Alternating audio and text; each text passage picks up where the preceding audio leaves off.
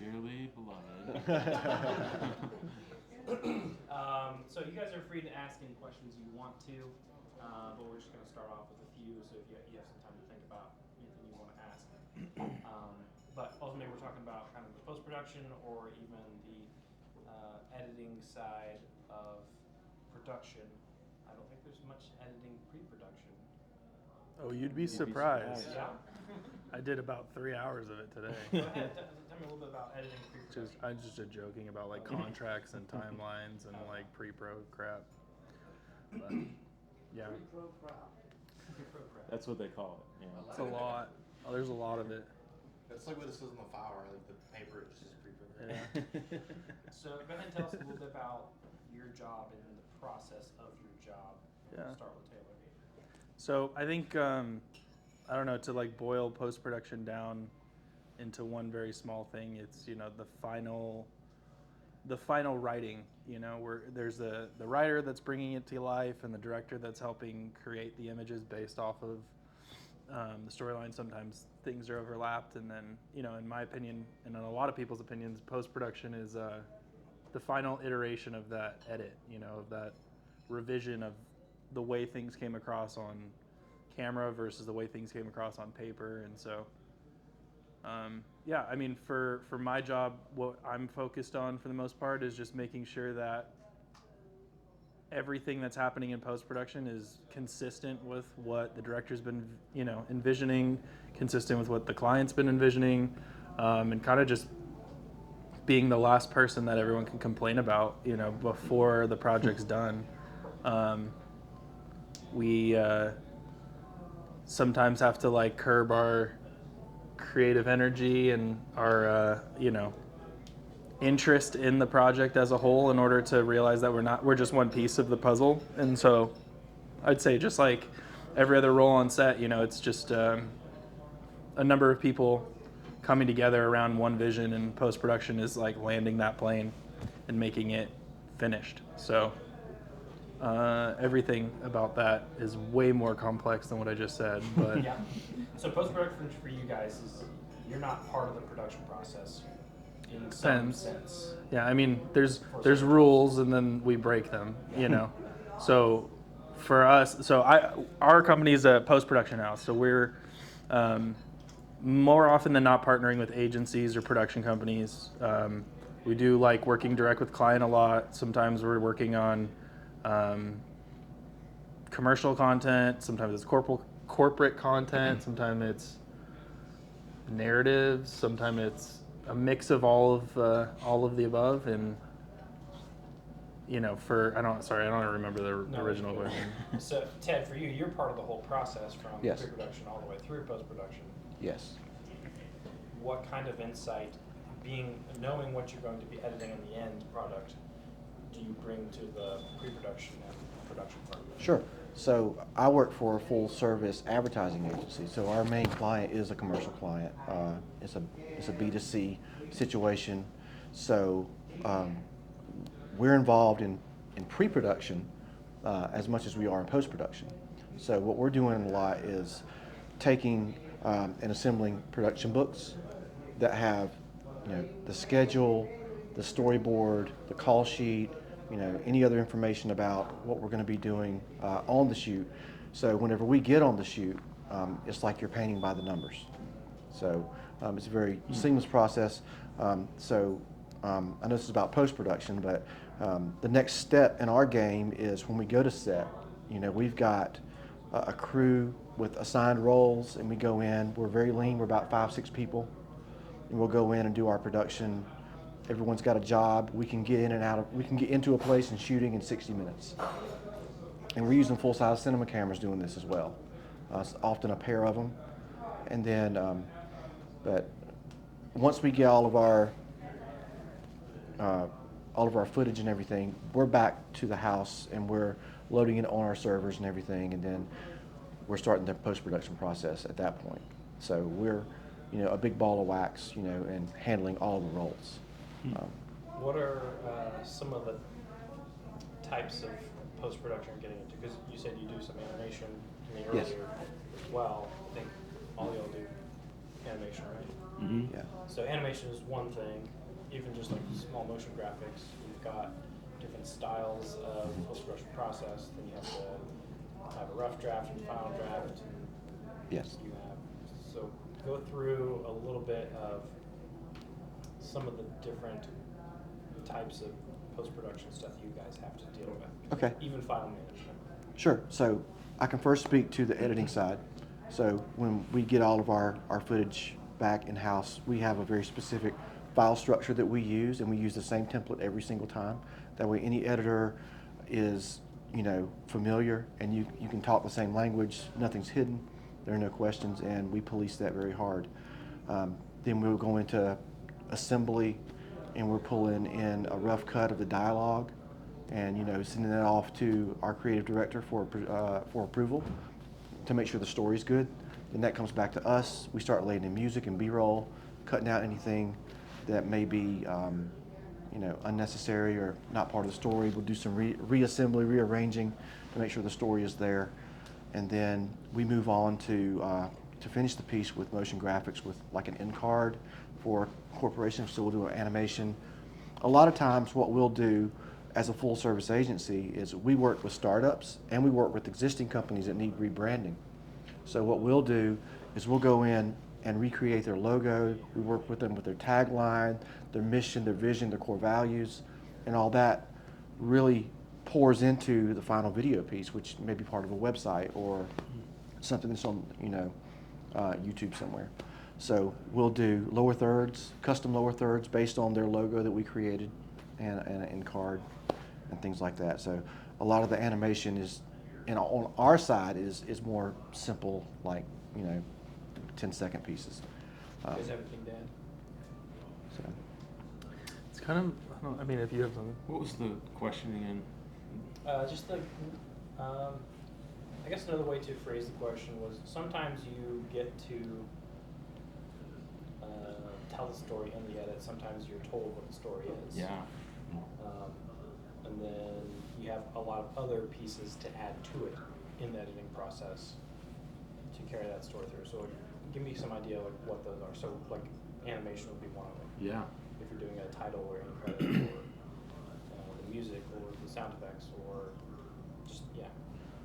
One of my favorite, personally, that I've been, my background is that I was a musician my whole life and still am, but I started with music and then got into film sort of out of necessity. It paid better, but also just like it felt like a very natural merging of worlds. So for me, Was that or accounting? what'd you say? It was that or accounting. Yeah, that or accounting. Clearly, I chose the better one.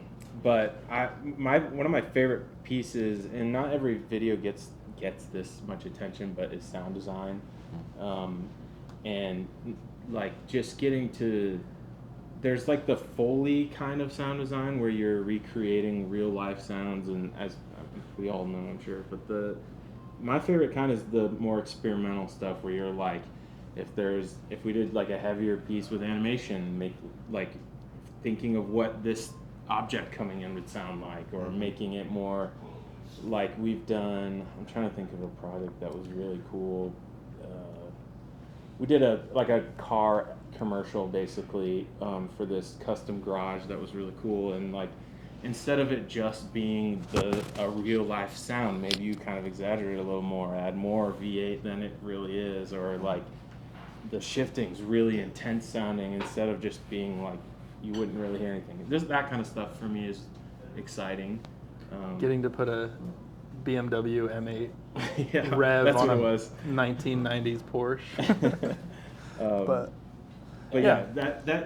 that for me is where you get to kind of play more, is like, because a video without great sound is just kind of like okay, but like most people don't realize that takes it up so many levels, and it's not really that hard, honestly, to take like a library of sounds if you have access to one and elevate a video.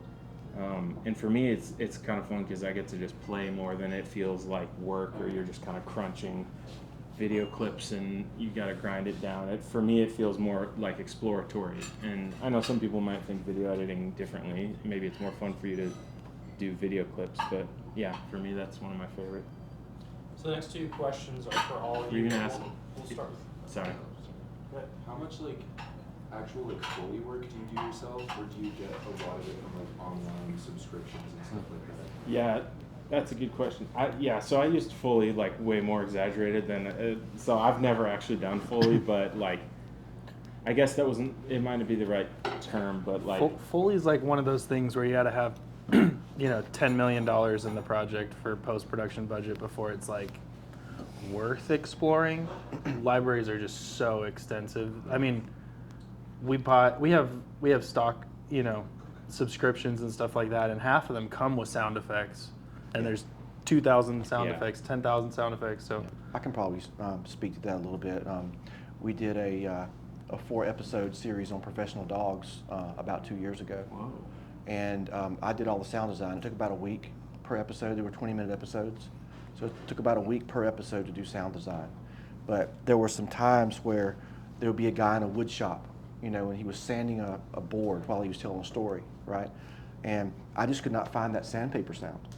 So I took my TLM 103 and put it by a piece of paper and just rubbed my hand over it like shh, like this, and it sounded just like sandpaper. And I just laid it in there. So that's a little bit of Foley work there. Like I'm like, well, I need this sound. I need the way this phone sounds. So if I can't find it online on an online resource, I just make it myself.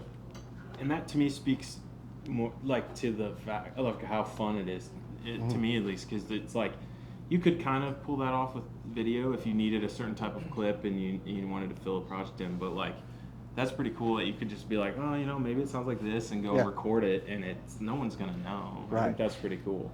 Yeah. quick yes or no to you all: is sound more important than video? Yes. no, Yeah. but I don't think there's much difference. I think they're equally as important. If it doesn't all come together, it doesn't land.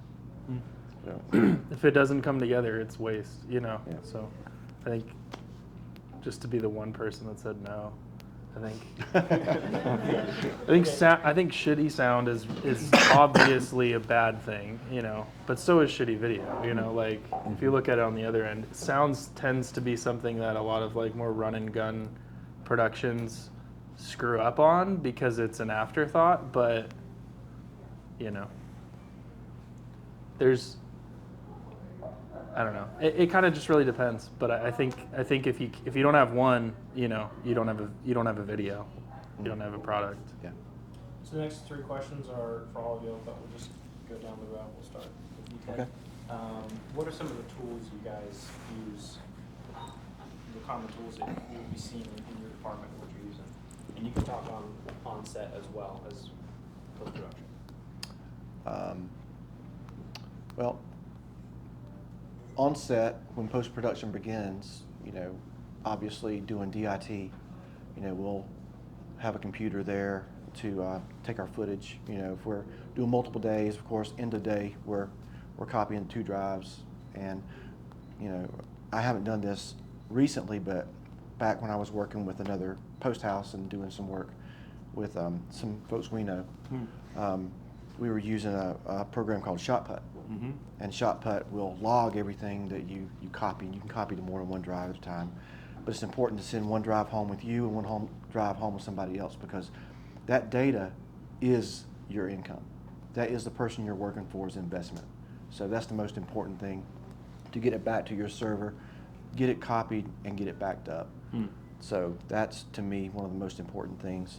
Before you move on, yeah. ShotPut's incredible. I think it's the standard, at least on my spectrum, because it creates some like really nice PDFs, but it's a little bit more expensive. So if you guys are wanting to get into like hashing and all that kind of stuff that goes into like securing your copying, Hedge is a really good one. It's like $20, I think, $29. If you need a copy of it, hit me up. I don't know if it's, I'm pretty sure it's like very, very affordable, but ShotPut tends to have those like $99 a month fees. So, but the ShotPut license, ShotPut's a better program in my opinion, but Hedge is cheaper. They both kind of do the same thing as far as protecting the data, but ShotPut will give you a really nice clean PDF of all of your camera data, a thumbnail or 2 or 5 or whatever.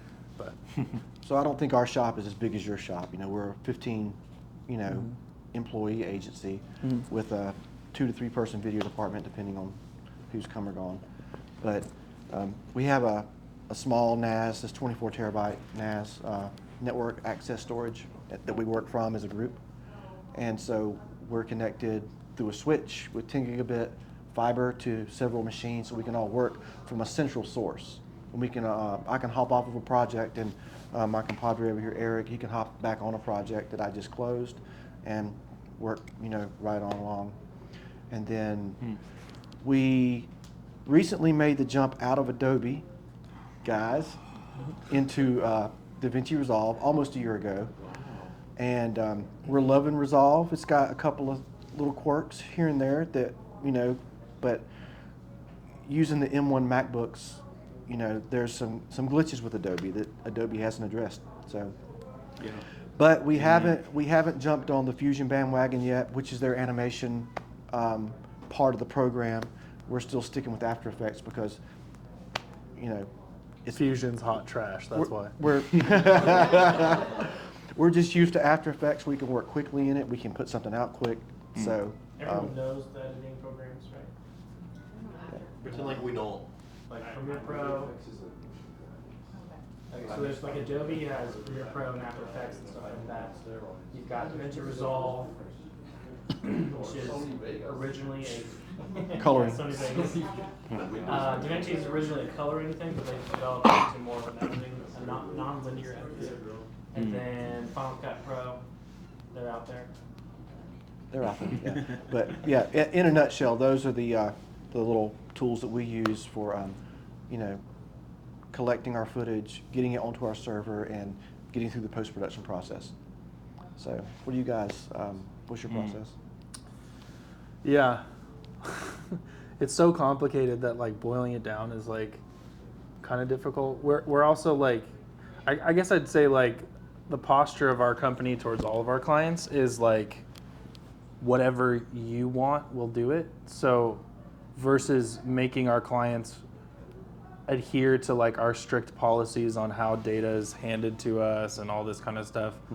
I just find it a pain in the ass to educate clients, and they don't ever do it correctly anyways. So we have a very hands-open process when it comes to like inbound assets, and then internal, we're pretty tight. I don't know, it's important to me that like our company as a whole is always ready to adapt and always like looking for new things to like make ourselves better, make things easier on ourselves, make things more consistent, safer, whatever the reason is behind it. But so our internal process is regularly changing, but for the most part, we'll get anything. It'll come through Dropbox, it'll come through physical drive, Google Drive, WeTransfer, Massive. Like there's like endless ways that they can send us data, and we like to try and keep it pretty simple for them. For the most part, if a client's asking questions, we have an unlimited Dropbox subscription, so I'll just create a folder and I'll send them a request and I'll just say upload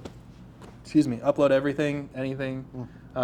It's on our file sizes, so it doesn't affect them. They could have a free account, they could have no account, just trying to make it as easy as possible. Once we get the footage, our Dropbox is like a couple petabytes at this point, probably like five and a half or so.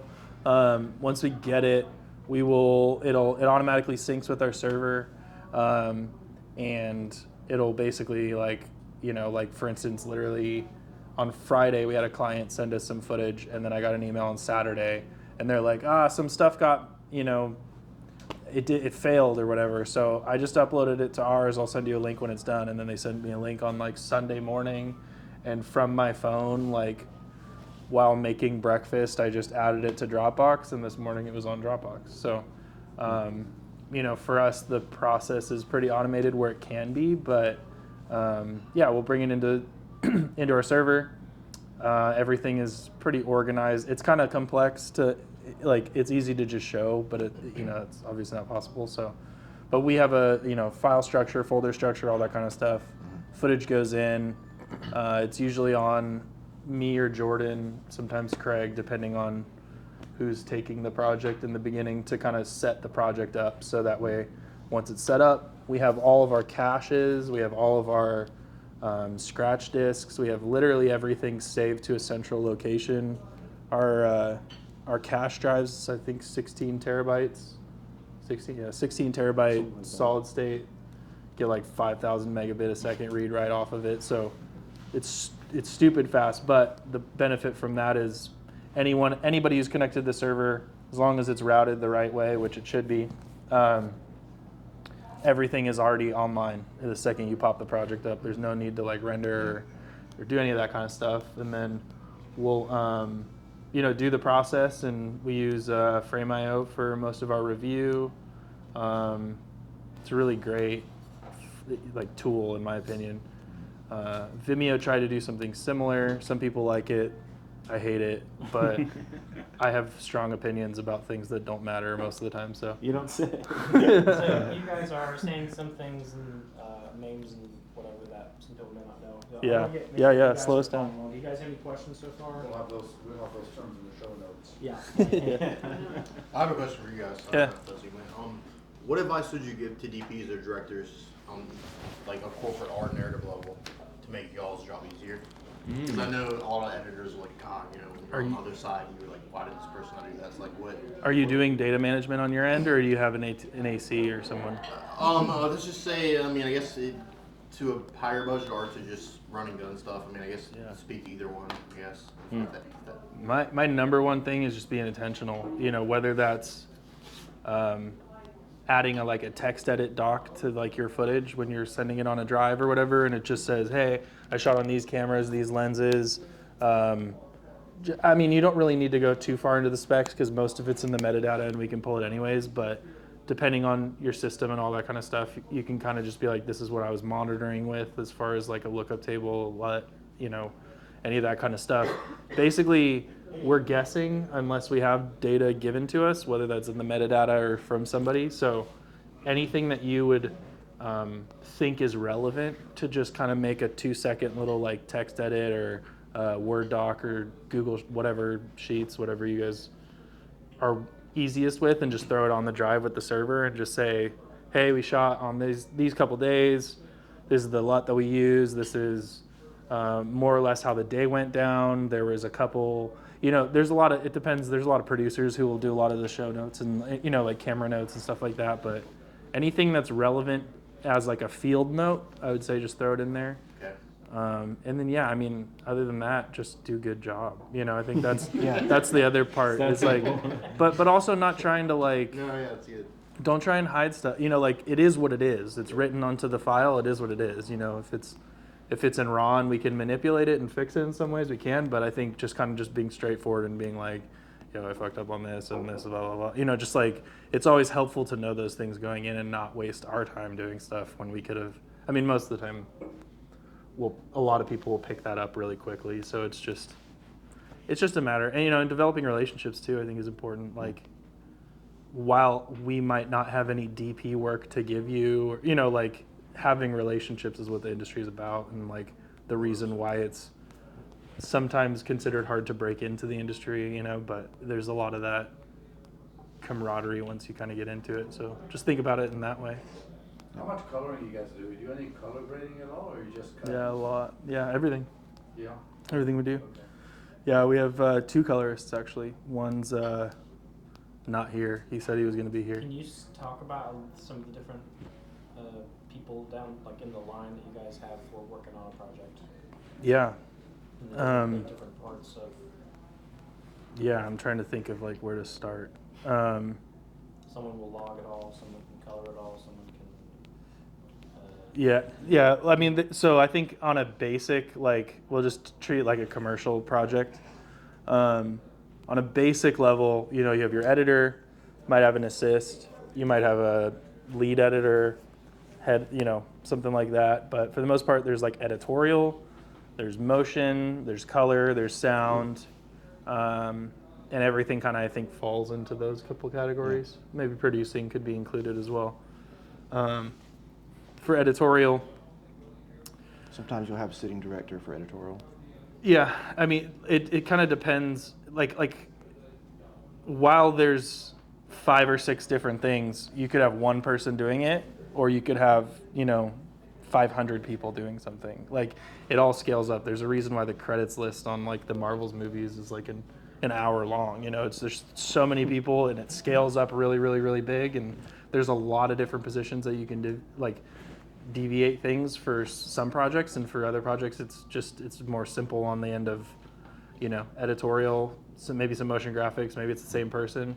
Sound design, I think, kind of falls into editorial there. Coloring kind of falls into editorial there.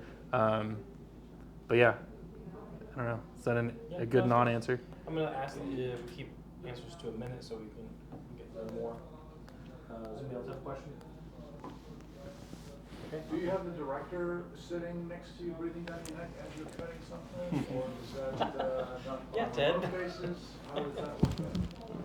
I think that's a question for you. Well, sometimes in our agency, we'll our principal, our owner is our director at this point in time. So a lot of times when we cut a piece, it's left up to us. It's left up to interpretation on how the story needs to be told. He might give you an idea, or he might not have an idea until you show him something, and he's like, "Oh, well, I thought about this way." So. But when we get a moment with him, what will happen is he will come sit with us, and then we'll go through the whole edit piece together. Then you get your brains together, you understand what's in his brain, and then you can just drive. He's just telling you where to go. So that's very helpful when you have a sitting director to help you, do a small mini doc or something like that. When you're editing something, you have to impress your boss, your client, and then their clients. Yep. And their clients, and their clients, and their clients. Yep. And eventually get to God So or you're something. Yeah. Jesus himself is the final approval round. Yes.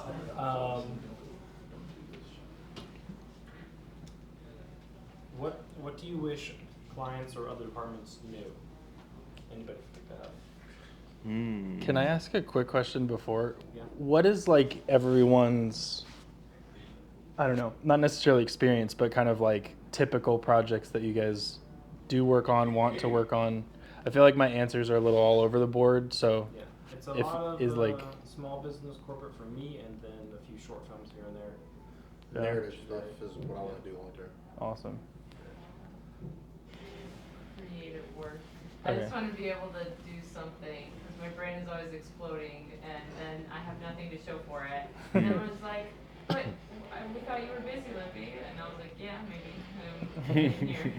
So creative, like just being consistent with my creativity and like being able to channel it, put it out for myself, and not always making it for someone else. I know that's what you guys do. So, do you guys do your creative work? How do you balance sitting in front of the computer all day, editing someone else's thing, and then coming home and sitting in front of the computer all day and wanting to edit your own thing? How do you balance that? I just don't edit my own thing. Yeah. Sounds about right. That's That's kind of what I'm a doing. great I'm in the question. rut. Yeah. I'm with Yeah. you. Yeah. Yeah. Did I ask the impossible question? No, I think everyone's process is a little different. Okay. I find it. Can you repeat your question a little bit? Yeah, basically, how do you sit in front of the computer all day doing stuff for other people and then come home and do stuff for yourself? And I would say, I'm not a big fan I'm a workaholic for sure, but I'm not a big fan of taking things home personally. So I would just, I think I'm fortunate enough to be able to like have days where I'm not necessarily working on something. So I would slate my creative stuff into those hours where I'm in the office and I'm dedicated doing something, whether that's a high enough priority for me where I would turn down work on that day in order to be able to do stuff, or bring other people on and then hand it off and then be able to focus on my thing. But I think there's just like a rhythm that everyone has, and if you're saving if your best time is at night and you're coming home and doing stuff at night, then I totally get that. But if you're exhausting yourself before you get to your own stuff, you're probably not going to make much progress anyways. Right. And you're probably not going to be happy about the stuff that you're doing anyways because you're already spent. So even the best work that you could give is at like a B minus. So I would say just kind of figuring out a way to dedicate time to your own stuff in a way that doesn't compromise your ability to make money, you know? Yeah. But I don't know. I don't feel like I ever get to do my own stuff anyways. So, So how many people in the room actually get paid to do a film job or an editing job? That would be. it depends on the month. And so the rest are, you guys are, Somebody asked me to. yeah. Okay, just curious, you know.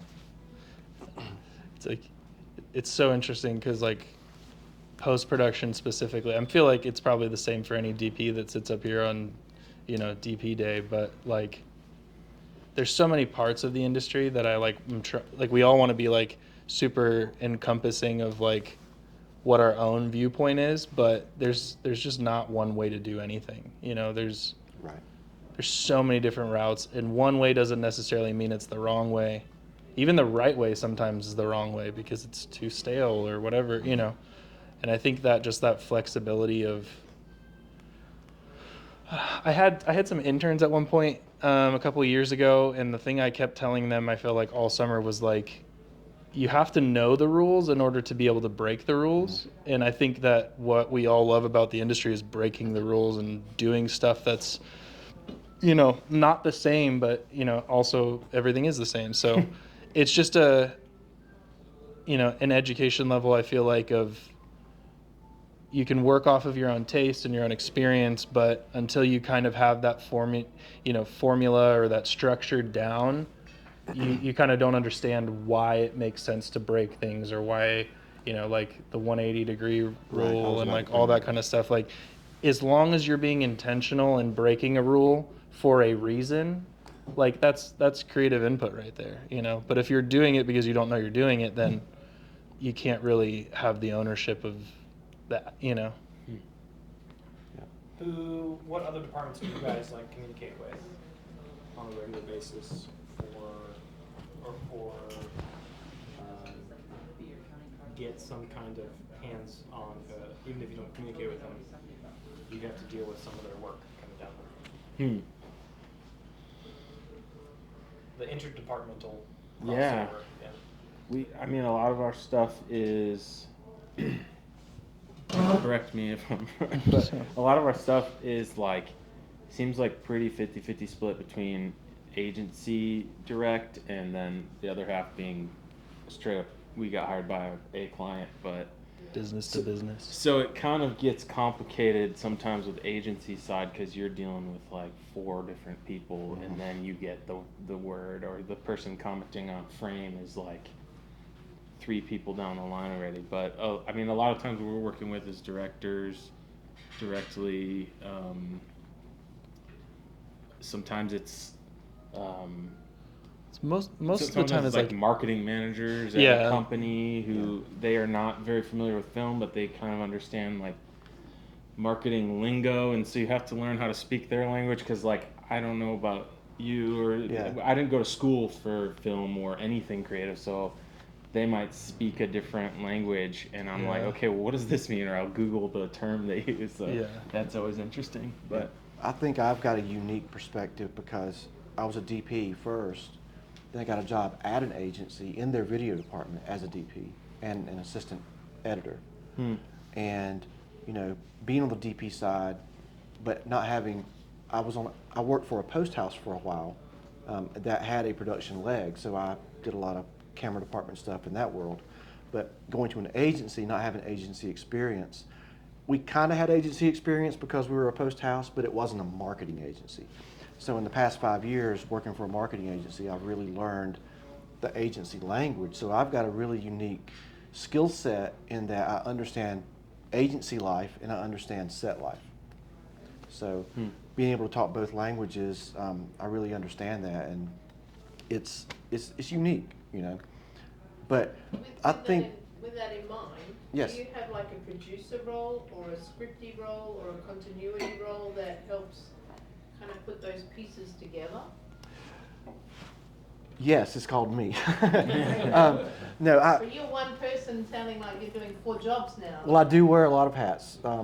That's unfortunate and fortunate at the same time. But no, we're not out in the field shooting, 500 projects a year because we're small. We probably shoot between 15 and 20 projects a year. So that means we have a lot of time to focus on pre-production. Okay. So we're working with account execs and other marketing managers at other companies, and we're able to get into their head and find out what they want to do with this project, and then we can create, the production documents that will be our roadmap to get there. Then the next stage is to go to production. If we need outside crew, we'll hire them and bring them in, do the job, and then get back and start on post-production. So it's kind of it's little silos, if you will. So you have the agency and the strategy side of things. Then we do production, then we come back and do post, then we do deliverables. But also unique to my experience is we're not just making videos for companies or TV shows. We're doing the whole ball of wax. We're doing the websites. We're doing the strategy behind the websites. We're doing tone and voice, and we're doing all their messaging. So seeing how all that works together is really cool. Like, I have a lot of interaction as a video department with our design team, because our design team, they're creating, the base for motion graphics for us as a video team. So we have to work together closely. So when they send me a part or a project to animate, we have to be on the same page. That way we animate it correctly. So they'll build it, in scenes and everything. And Yeah. they'll do, layer comps to show us what movements they're looking for, things like that. So That's nice. so, You're like a branding Yeah. agency? yes. Yeah. We should get one of those. Yeah. That sounds real nice. Yeah. A graphic designer. Yeah, I'm just joking. Yeah. Do you ever hear the term fix it in post? Is that something? Oh, I yeah. actually get paid to fix it in post. Yeah. So, I would say, I don't know. 80%, is that a ridiculous number? Of our revenue is from fixing shit and revisions and, the initial edit is never really, I don't know. I'd say 9 out of 10 times the majority of the work is in all the other stuff. It's not that one creative edit, that one place that you want to bring it to. It's mostly in the other stuff. most of your assets are coming in for your finishing portion. Is it all raw stuff, or is it compressed, or is it Everything you could think is of. it Foley stuff? Is it like really Yeah. shitty stuff coming in and some really good stuff coming in? You get Yeah. everything, right? It Yes. depends on if it's in the middle of a pandemic or not. That we was did, interesting. We did so one of our clients, and since we're on camera, I probably can't. So we're under NDAs on a lot of stuff because bigger the company, the more important their data and their info is. But one of our clients does a lot of alcohol sales and things like that, and they have some distribution stuff. And we did a 5-day long, 5 hours per day, so 25-hour long show, fully customized with only user-generated content via iPhones. Yeah, it was fun. We actually partnered with another local company on part of that, but yeah, it could be something like that. It's we have the benefit of working with a production company pretty closely. We share an office space with them, so they have Venice and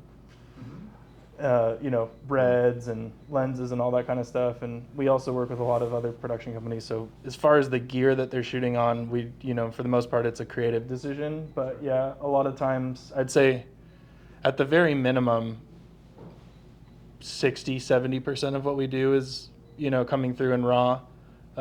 It doesn't really matter to us too much. If the content's good when it's made, if it's in RAW or not, it's a nice little thing to have. And in today, it's kind of, you might as well.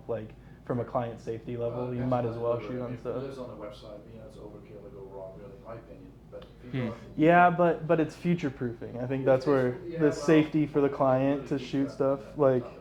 what? I said we can really geek out on that topic. Well, no, well that's what I'm saying. Like a lot of times the process Yes, of of course. picking the specs that's coming to us is not, we're not really like weighing in on that stuff, but we do have to have systems to be able to handle anything anybody sends us. So That But- raises a question for me to you guys is knowing all of the NDAs that you guys have to sign, and you get Mhm. data from companies and you put it on your servers. How do you handle that data once you're done with the project? Do you Oh, yeah. pull it, or do you archive it? Do you send it back, or do you delete it? Yeah. What's the process? So I like when we first started, probably like first 6 months or so, like we were having a conversation about like data storage and like how long we wanted to keep things, and we were on a QNAP system back then, but we invested in LTO system, and which is linear tape. I don't know what it stands for.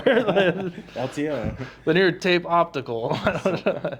No, it's basically like VHS tapes or beta tapes, and when you're done with something, you write it all there, and the only way to get rid of it is to write over it or to burn it in a fire. So it's physical shelf life, storage, yeah. medium, and they're Yeah. what, like 10 terabytes each or something like that compressed? Yeah, I think LTO 9 now is like 20 or 30 terabytes per tape. Our system's on LTO 8, so we pay like $50, like $80 I think per tape, and it's about 12 and a half terabytes. But like the mechanism to write to the tapes is like 10 grand, so like it's kind of like it's cheaper for us in the long run, but it also is one of those things where so everything that we have is guaranteed saved in at least 3 places.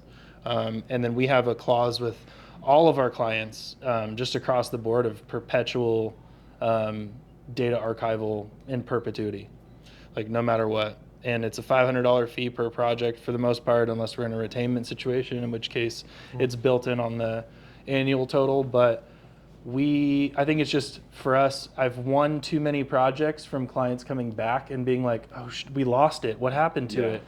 And it's like, oh, we got it. You want to do something? And so there's too much benefit in our end to keep stuff. It's never been cheaper to keep massive file sizes. So we have our whole system of basically every like 3 to 6 months, we will write everything we've done to LTO.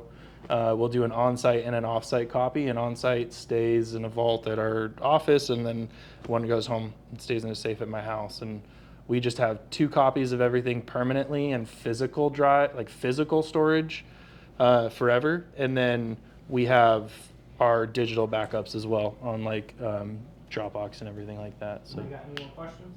Russ? Yeah, when it comes to coloring, do you have like tips for like a beginner? Because I never just. Yeah, get it, dude. I guess you would say.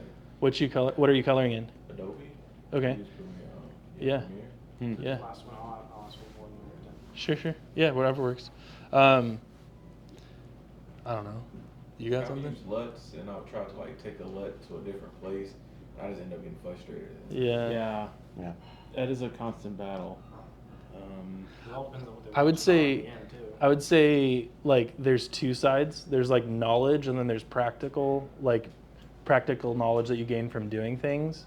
Paying attention to that's really important as well. So like you're learning something in theory or on a YouTube video or something on like how to do something, but then that's like knowledge in your head, and then there's the practical execution of it, and sometimes things just don't work the same way. There's errors, there's things that happen. If you're paying attention enough, like you'll notice why is Premiere crashing all the time, and you'll kind of start following the line and then avoiding that, or there's multiple ways to do the same thing, so just like working in that line of thought. But yeah, I mean, coloring is a whole thing in itself that like we're pretty proficient on, but then anytime that the project's above 25, 30, 40K, we're kind of sitting in a position where it's just safer to bring someone on who has, 100,000 hours of experience doing something. And so we'll hire like really proficient colorists to handle a thing that we are decent at, but we would just rather have that safety of bringing someone in who's like, they know what they're doing, I think that's just I found that Premiere using the telemetry, coloring and everything, and using LUTs. A lot of times when you're shooting log with, say, an Alexa or a Blackmagic camera,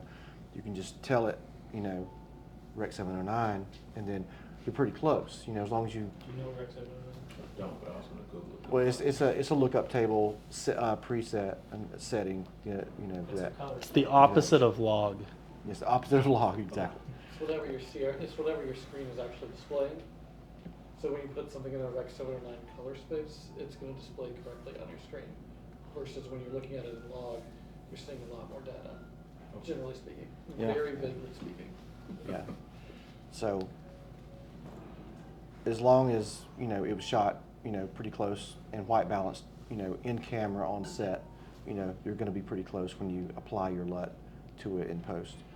But I found that using DaVinci, it's just so much more reactive and it works so much better for color, and that's one of the reasons we like to go to that. And most of the time I'll just do a quick white balance or something in post, and then I'll send it over to my coworker over here, and he's really good at color, so I just let him do the color for me.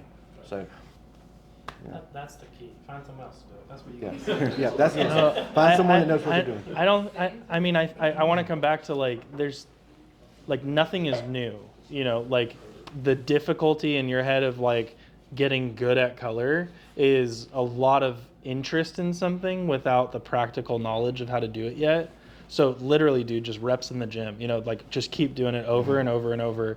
And every time you try and do something, try and do it different. Try and, get to the same conclusion in a different way. Push yourself to learn as much as you can about whatever the program is that you're working in. And you'll be able to you'll be able to get there because you have to, I don't know, what's the typical, it's you have to have 10,000 hours to master something, and when you start off in the beginning, your taste is really, really high, but your skill set's really, really low, and you're just working for those 10,000 hours to bring that skill set level up to your taste, and also growing with your taste. So it's just a process of just keep doing it, keep YouTubing anything and everything. Anytime you have a question about something super minute, don't get overwhelmed because I guarantee you there's 1,000 videos about how to do it. Thank you. Thank Yeah. you too. So last question, do you guys have any funny stories to share? Oh, Your editing process. man, I should have prepped that. Oh man. I got one. When we were first starting off, well, not we, because it was 15 years before we started this company, but it starting off, I was shooting a wedding with a buddy of mine, and it was his wedding, and I was kind of not really paying attention to what he was doing, but he was really new, and I was a month more experienced than he did, and we were copying over all the hard drive, all the clips onto the hard drives and everything, and he goes, okay, and he just hits the hotkey for delete at the very end, thinking he's deleting the clips on the cards to give back to the people that are shooting it, and had to then turn around and go have a conversation with the bride 5 seconds before she left that he deleted everything off her whole wedding. We had to give the check back and go back home. And just cry. Yeah. I mean, I have SD cards with stuff from 15 years ago on it because I just am so. Well, you said fun story. There's nothing fun. I don't know. Funny. It's work, Oh, just clients keep going back and say, oh, change this one little thing, change this one. Oh, yeah, but if you set yourself up, well on the front end, Yeah. when they come back, it's it's enjoyable. They're like, oh, we want to do another round of changes on here, and it's amazing. My invoice just keeps growing, set yourself up in a way to incentivize you to do the things you don't want to do for money, Yeah, and put it in writing in a contract. I can't draw one to mind. Yeah. Eric, do I have any funny stories? He gone. Yeah. Any funny stories? Do I have any funny stories? Do you have any funny stories? Or do you want to tell me fun? I can't think of I can't. I mean, Sorry, I was That's talking. okay. we do funny things on set, but if we see funny things, we take pictures of them and embarrass people. Well, how can we find you guys? Got socials to share or anything like that? Taylor Shanton. Just hit it. I don't know. Whatever you want. It's one of those. Shanton & Co. is the company. Shanton.co. Can you spell that? SHANTON. Will you have links on your show notes? I mean, literally, when I say show notes, I thought maybe we could put a follow-up on. Sure, why Put not? it on Yeah. Monday, I can- Facebook. I can put it Yeah. You can where does it get posted? Just on the Facebook I'm group? just gonna put this in the Facebook group, yeah. Cool. You can put my phone number on and stuff. People can text me as long as it doesn't become this like. I mean, I don't know. It doesn't really matter. My phone number's on the website anyway. So, but yeah, if you guys want, you can hit me up anytime. I'm happy to help. I may not answer when you call, but I will get back to you if you leave a message or text me. Cool. Thank you guys so much for coming to talk. I know there's like a million more questions to be asked, but I don't want to keep you guys here all night. So thank you. Yeah, no. Thank you.